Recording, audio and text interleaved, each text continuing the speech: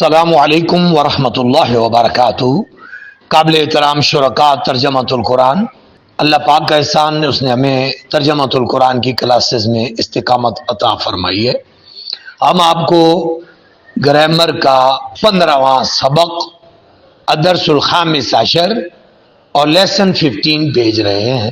اس سبق کا عنوان ہے جملہ اسمیہ کا سوالیہ، یعنی WH ورڈ والا سوالیہ، انٹروگیٹو ود WH ورڈ۔ اب اس سبق کا پچھلے سبق سے کیا تعلق ہے؟ اس سبق میں بھی ہم نے جملہ اسمیہ کا سوالیہ پڑھا تھا، مگر وہ ہیلپنگ ورب والا سوالیہ تھا۔ آج آپ کو بڑی یہ خاص بات کہ یہ WH ورڈ والا سوالیہ اور ہیلپنگ ورب والے سوالیے میں کیا فرق ہے، اس کی ابتدائی بنیادی معلومات آپ کو مل جائیں گی۔ WH ورڈز والے سوالیے کو ڈیپلی پڑھنے سے پہلے کچھ WH ورڈز کا عربی میں جاننا ضروری ہے۔ ان جو WH ورڈز کو عربی میں اسماء استفہام کہتے ہیں، اور جو ہیلپنگ ورب والے سوالیہ ہوتے ہیں ان کو حروف استفہام کہتے ہیں، یعنی وہ جو حمزہ اور حل جو ہیلپنگ ورب کے بدلے میں آتے ہیں ان کو حروف استفہام کہتے ہیں اور ان کو اسماء استفہام کہتے ہیں۔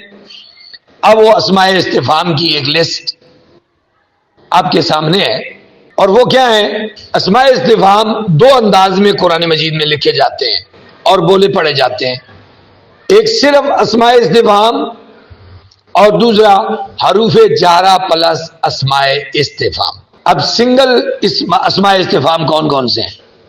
ما یا ماذا، معنی کیا، من کون، کیفا کیسا، متا کب، ایانا کب، این کون سا، ایتن کون سی، کم کتنا، اینا کہاں، انا کہاں سے یا کس طرح۔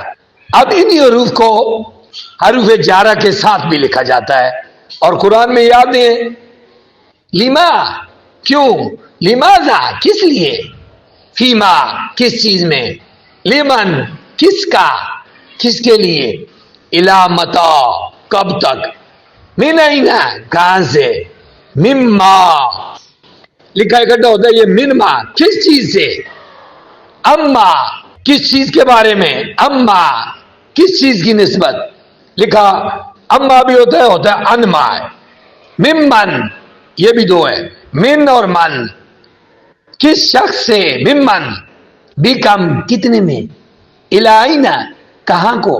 یہ حروف کے دو لسٹ یا دو چارٹس آپ کے سامنے آ گئے، اسماء استفہام حروف جارہ پلس اسماء استفہام معنی کے۔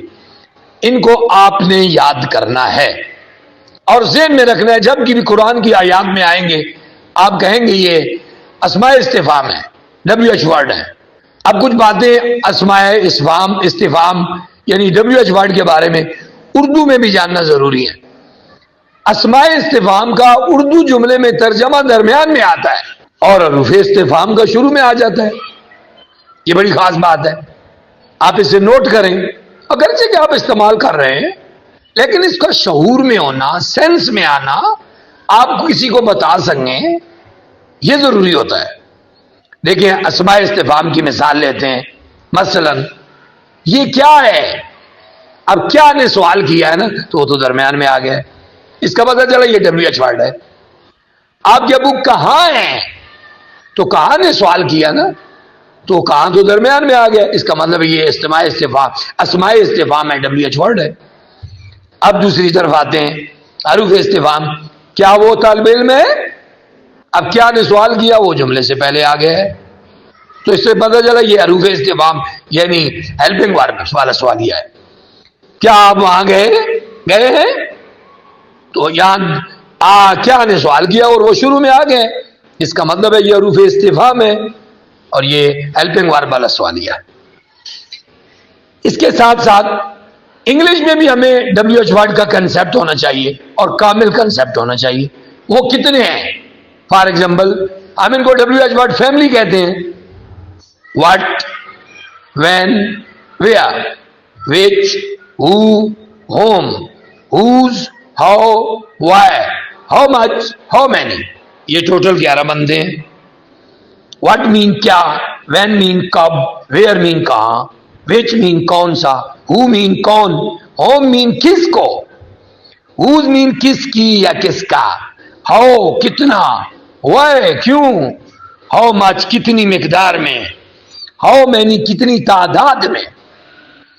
تو یہ WH ورڈ فیملی کا ایک انگلش میں کنسپٹ ہے, اور یہ بھی بہت ان کا جاننا بہت زیادہ ضروری ہے, کیونکہ زیادہ کنورسیشن, زیادہ گفتگو اسماء استفہام میں ہوتی ہے, WH ورڈ سے ہوتی ہے.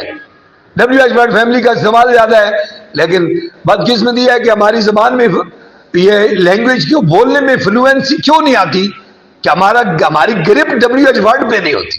ہم WH ورڈ پہ کام تھوڑا کرتے ہیں, عربی میں بھی تھوڑا کرتے ہیں. مزے کی بات یہ, حالانکہ ہمیں عربی میں بھی اور انگلش میں بھی ان کو زیادہ فوکس کرنا چاہیے, کیونکہ زیادہ جملے سوالیہ بنتے ان سے ہیں. اتنے جملہ سوالیہ زیادہ ان سے بنیں گے, آپ بنانے کے ماہر ہو جائیں گے, آپ کسی پر سوال کر سکیں گے, کسی سے کوئی بات پوچھ سکیں گے, کسی کو کوئی ہدایت دے سکیں گے. تو یہ سارا ان چیزوں سے ہوگا.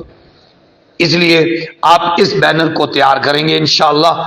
پھر اگلا بینر اسی سے متعلق, وہ 16واں سبق انشاءاللہ کل مزید اس میں اضافہ کریں گے, اور آپ کا یہ ٹاپک انشاءاللہ العزیز مکمل ہو جائے گا.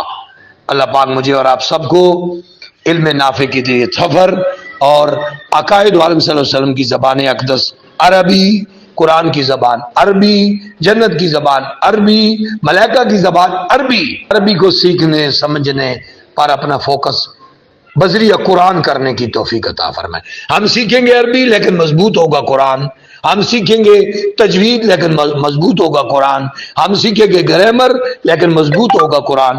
یعنی ہمارا فوکس قرآن ہے, ہم قرآن کے فوکس کو انشاءاللہ العزیز نہیں چھوڑیں گے. السلام علیکم ورحمۃ اللہ وبرکاتہ.